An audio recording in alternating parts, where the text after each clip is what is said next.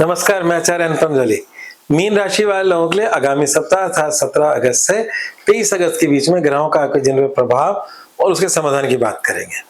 सबसे पहले चंद्रमा की बात करेंगे। चंद्रमा का प्रभाव आपके जीवन पे निश्चित रूप से तेजी से पड़ता है, जो आपके मन मस्तिष्क पे भी पड़ता है, तो इसलिए उसका प्रभाव आपको समझ में भी आता है। तो क्या क्या है चंद्रमा का प्रभाव इस हफ्ते? आपकी सप्तम राशि से शुरू होकर आपकी दशम राशि अर्थात कन्या राशि से लेकर आपकी धनु राशि तक चंद्रमा का सफर रहने वाला है। इस सफर में 8वां चंद्रमा आपके लिए कष्टकारी है, शेष चंद्रमा शुरू बहुत ही अच्छा है। सप्ताह की शुरुआत सप्तम चंद्रमा से है, हालांकि वो उसी दिन करीब 4:19 में चेंज हो जाएंगे। तो कह सकते हैं कि 17 तारीख की का जो दिन है वो आपके लिए बहुत ही शुभ लाभकारी है, परंतु शाम के बाद से आपके जीवन के निर्णयों में थोड़ा सा संभल के रहिएगा और वो समय चलेगा आपका 19 अगस्त तक। तो हम कह रहे हैं कि जो दिन के समय 18 और 19 तारीख आपके लिए केयरफुल रहने का है, और उस समय आपका 8वां चंद्रमा होगा। और इस समय 8वां जो राशि है तुला राशि, उसका स्वामी भी सप्तम में बैठा है, उसकी चर्चा बाद में करेंगे। ये समय निकलने के बाद आपका 9वां चंद्रमा आपके जीवन के अंदर पॉजिटिव है, कुछ आपके भाग्य निर्माण की चिंताएं देता है या कभी कभी किसी कार्य में थोड़ी बहुत देरी करवाता है 9वां चंद्रमा, पर देर आए दुरुस्त आए वाला चंद्रमा होता है। और 10वां चंद्रमा बहुत ही शुभ है, सप्ताह बहुत ही अच्छा है करियर के लिहाज से। तो ये था हमारा चंद्रमा का छोटा सा राशिफल, 7 दिन की गणित थी। अब बात करते हैं बाकी ग्रहों की क्या स्थिति है। तो मुझे इस समय मीन राशि बहुत ही स्वस्थ, सुखी और संपन्न दिख रही है। क्यों दिख रही है? क्योंकि आपका राशि स्वामी बृहस्पति उच्च का है, पंचम में है। पंचम घर ये त्रिकोण अमेजिंग होता है, इसमें अगर ग्रह बैठ जाए और उसकी दृष्टि आपकी राशि पे, इससे अच्छा कुछ नहीं हो सकता है। तो अमेजिंग है। बृहस्पति अस्त थे, वो समाप्त हो चुके हैं 11 तारीख को ही।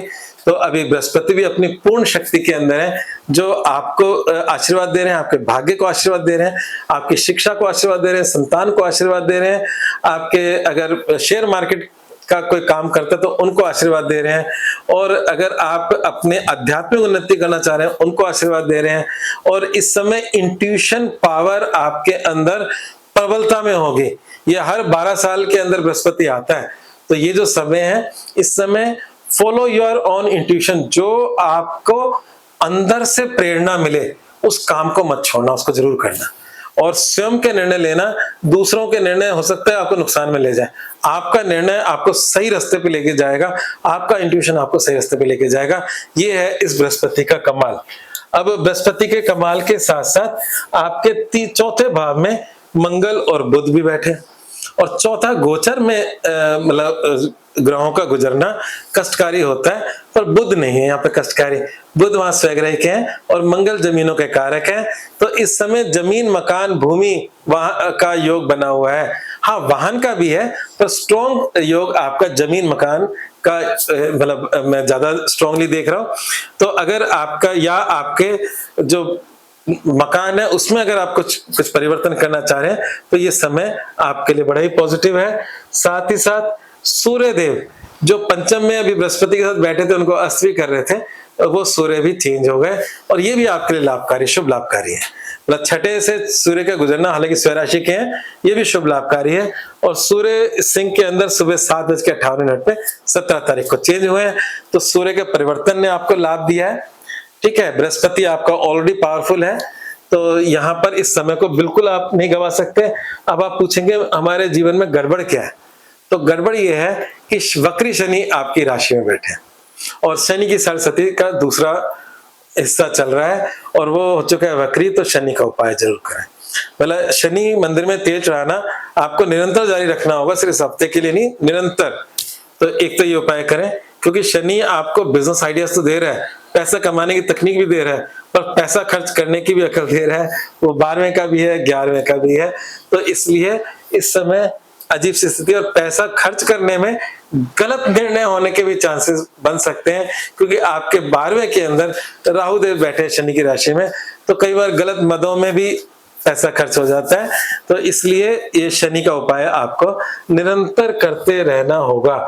दूसरी गड़बड़ क्या है आपके इस पूरे मतलब ग्रहों में, वो है शुक्र नीच के हैं, और शुक्र नीच के हैं, चलो कोई बात नहीं, मीन राशि में उनका इतना महत्व नहीं है शुक्र के नीच का, क्योंकि वो वैसे भी लॉस के घर के स्वामी हैं, शुक्र महत्व नहीं रखते।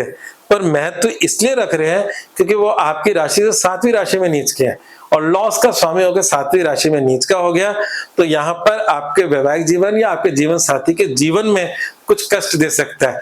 अच्छी बात यह है कि बुध स्वग्रही है 4थी राशि में, तो इसलिए थोड़ा बहुत वो डैमेज कंट्रोल कर रहे हैं, पर नीच के शुक्र इस समय आपके जीवन साथी या आपके पार्टनरशिप बिजनेस के अंदर अड़चने और परेशानियां दे सकते हैं। और उसमें मुझे ऐसा लगता है कि आपके जीवन साथी के स्वास्थ्य से रिलेटेड या उनका इस समय जो व्यवहार है, व्यवहारिक पक्ष है, उसमें परिवर्तन आता दिख रहा है, जिसकी वजह से समस्याएं होती दिख रही हैं। फिर मैं कहूंगा कि बुध अच्छा है, उसका एक सहारा है, तो इसलिए हम उस समस्या से निजात भी पा सकते हैं अगर हम सही दिशा में काम करें, तो उससे फायदा भी हो सकता है, पर ये आपके परेशानी का कारण बना रहेगा। और अगर इस परेशानी के कारण को ठीक करना है तो इसी का उपाय करना है। अब इसके उपाय में करना क्या है? पूजा तो सबके समय अच्छी होती है, पर मेरा मानना यह दान सबसे अच्छा रहेगा अलोंग विद पूजा। तो अगर आप मंत्र कर रहे हैं बहुत अच्छी बात है, माँ लक्ष्मी की पूजा कर रहे हैं वो भी अच्छी बात है, पर इस समय शुक्र का दान बहुत लाभकारी रहेगा। शुक्र का दान के अंदर आप इत्र का दान करें, है ना, इत्र जो खुशबू होती है, और नेचुरल लें, आर्टिफिशियल इत्र ना लें, और इत्र का दान कर सकते हैं। इवन आप अपने दोस्तों को परफ्यूम गिफ्ट भी कर सकते हैं, उसमें कोई बुराई नहीं है, और आपका एक तरीके से उपाय भी हो जाएगा और आपके मित्र भी खुश हो जाएंगे। ठीक है ना? तो ये काम इस हफ्ते करें, और गाय की सेवा करें, शुक्र के लिए गाय की सेवा भी होती है, और अपने जिद्दी स्वभाव पे कंट्रोल करें, क्योंकि शनि वक्री होकर आपकी राशि में। आज बस इतना ही, धन्यवाद।